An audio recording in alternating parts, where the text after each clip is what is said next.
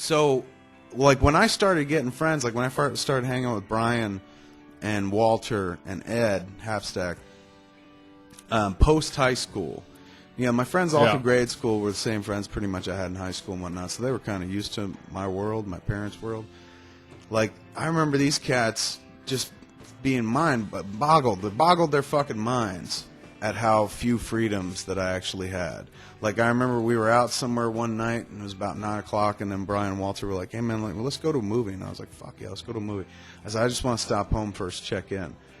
And they were like, why? And I was like, I don't know, just I should just do this and whatnot. I'm going to stop in, and then we can go right to the movies from here. So I went inside the house, and I came back out, and I was like, I guess I can't go. And they're like, yeah, right, let's go. We're going to miss the fucking show. And I was like, I can't go. My mom said I should stay home now. And they were just flabbergasted. Just like, how old are you, 19? I mean, when I started hanging out with those cats, I was 19 at that point. You're definitely out of high school. I'm out of high school at this point. So 18, 19, and they couldn't believe the stranglehold that my mother still had on my life. Like, and my mom was a wonderful woman, but very, my mother knew how to push buttons and shit like that. She knew how to keep people in line. And she would, be like, you're going to clean this room or I'm going to clean it for you, that kind of thing. Yeah. And that night, I remember when I was like, well, I'm going to go to the movies. And she was like, well, I think it's a little late for that, don't you? You've been out all day. And I was like, well, I got nothing to do until like 2 o'clock tomorrow, so, I think it's cool. And she's like, okay, but I'm just saying, like, you go out to the movies, I'm going to topple all the comic books off your shelf. And I was a real fucking freak to keep my shit bagged, boarded tight, protected and whatnot. So, it was the risk of, like, and she'd do it, too, just for, to be like that, just to be mad, just fucking pitch my books on the floor. So I went out, and I was just like, yeah, I can't go. And those dudes were like, what is wrong with like, you? I got to protect my comic books. Yeah, I was like, I'm going to go sit in my room with a fucking Red Ryder BB rifle across my lap, protecting my comic books from my mother. But it eventually all changed. But it took me, I was a late bloomer. It took me a while to get to that point where, I was like, I'm going to do things the way I want to do them. Like, I would see my friends yell at their mothers and shit and be like, shut up, you jerk. Call them names and whatnot. Brian Johnson fucking will just mock his mother right to her face and shit. Where that blew my mind. Yeah, like, oh, do it to my mom, would you? But anyway, so I moved in with Kristen in Montclair, and when I thought, like, this is awesome, I got freedoms up the ass and shit. I remember your sister's biggest pet peeve was, like, I would eat cereal, cold cereal all the time and shit. So in the morning, I'd get up before Kristen got up, and I'd go in the kitchen. And the kitchen, bedroom and kitchen, like, we made the dining room in the apartment, kitchen. Yeah. Our bedroom, and the kitchen was right off that dining room, because the dining room was bigger than the actual bedroom. Yeah. So I'd go in the kitchen. There was no table in the kitchen, so I'd sit on the floor. This is days before the computer, so I wasn't online. Read a comic book or a newspaper, and eat cereal. Like, maybe fucking 5 minutes would go by, and that fucking door, it was a swinging kitchen door, would get kicked open. And I don't know if your lady does this, when you wake a woman up that you spend, your life with, they get so fucking ornery, so angry. Jen does the same thing. Just like, what the fuck, man? I was sleeping, you woke me up. Never mind that all the times they wake you up and shit. Yeah. Your sister did the same fucking thing to me with the cereal. She was like, can't you eat that quieter? And I was like, I didn't know that there was any noise to it whatsoever. She's like, close your mouth or something. It's just the noise. I hear it, and it wakes me up all the time. So then I had to move closer to the front door of the apartment to eat a bowl of cereal. You're slowly moving out of the apartment. She'd hear it there, too. That woman could hear me eat cereal fucking anywhere. It became a real source of contention in our relationship, and I realized I will never have freedom. I may have keys to this dwelling, but there's always going to be some shades are up. See, I can open the shades and shit. I can have friends over, and we could talk in a normal what volume. about the condo? There's a website that I read about called couchsurfing.com.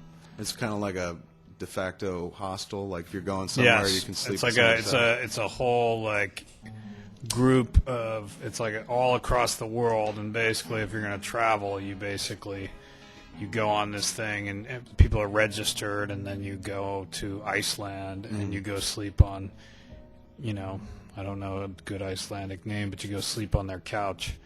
Yorgies. Yorgies. You go to Yorgies and then you sleep on his couch. Never mind the inherent danger of, come, you sleep at house. You sleep at house of me. And wake up with your dude showing you your heart. You know, you open your eyes and he's like, I am holding your beating fucking heart, Icelandic style, bitch. And you're dying going, why didn't I spring for a fucking Motel 8? Never mind that. That's just weird, staying at some stranger's house, man. Well, I think people's real reason for doing it is not sort of like I think people do it more for the social aspect of, like, if you're going to travel someplace, usually, like, if you go to Iceland, Yorgi's not a murderer. And Yorgi's more someone who's just like, I show you Iceland. I show you, I'll show you. And then they show you around, so you have, like, I that. don't trust that. He's like, I show you Iceland. Then I show you my ball set. Right across your fucking nose like a Roman face mask. Yeah, that's risky to me, man.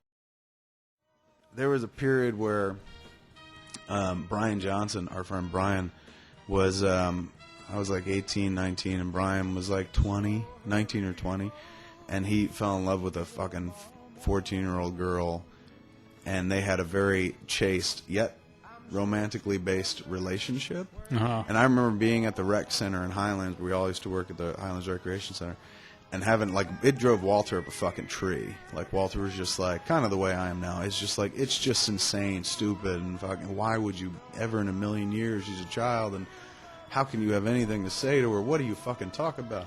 And we'd make fun of Brian because we called him the couch tapper, because one time we were there at his house and she was there too, this chick.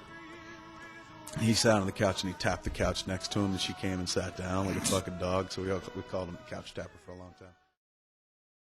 And it's amazing how much, like, our sort of attitude towards pop culture sort of affected the overall thing. And, like, she liked New Kids on the Block, which drove me absolutely batshit. And I was watching, what was I watching? I think I was watching Monty Python and the Holy Grail. And she goes, why do you watch that shit? You're smarter than that. And I was just like, no. And I was like, and in my mind, you're thinking, like, well, you're like, you're the dumbest person I've ever met, you fucking whore. Yeah. I was like, that was a real nail. That was the nail for me, where I was just like, not to say that, like, the expectation is that she has to love it, I don't necessarily want the girlfriend or whatever that was like, came fucking running in singing Monty Python songs and where shit. she was like, I am the knight who says me. And you're like, hey, what's up? That was fun, cute once. But not. Yeah, can we move on to Life of Brian or something? But it's sort of more... He was a little older than me. I've dated a lot older. I married older. How much older is Alex? 7. Cookie got you by 7 years. Yeah. Dude, you might as well have been dating. She could have babysat you. She could have. The naughty babysitter. I know. Because when she was 16, I was She don't look 9. 7 years older, though. She kind of looks like right around our age. Yeah. I'm sure she'll be really excited that I revealed that. Yeah. Is that ever weird for you? Or ever like, man, you're going to, like, when I'm 53, you'll be 60. I mean, that's just sort of, if math is weird. Not really. I mean, I don't really think about it. I mean, it's because it is sort of like the math is sort of like the math is actually more fun when you go back where you're just like, wow, and you were 19. I'm always like, when you were 19, would you have dated me when I was 12? If I'd have rolled up on her. She finds you on the internet. Yeah. You like show 4 years on my life. Picture of your fucking balls. Yeah. I'm like, I'm gonna get hair someday. It's gonna be awesome. One day I'm gonna go into the next stage of puberty and you're gonna see a few hairs. You don't see that internet crime. No. 12-year-old boys terrorizing older women with shots of their groin. I've never seen pictures of anyone young on the internet, which I thank God about. Like, you go to those porn sites and they're all like barely legal and shit like that. And even that terrifies me. I won't go to a barely legal page. Like really legal. Yeah, I'm like, give me MILFs and give me like the geriatric set porn, wrinkly women, where I know there's no chance the Dateline's going to show up and bust me. Like, wow, how could you look at those old women? They bust me for a whole different yeah, other exactly. reason. Like, what are you sick in the head? But I want them really legal. I want them insanely legal. I want, like, look at naked pictures of judicial figures, women, Exactly. on the Supreme Court, like Yeah, Sandra Sarah Day Day O'Connor. O'Connor. So I'm very protective I want in that way. Supreme Court pussy.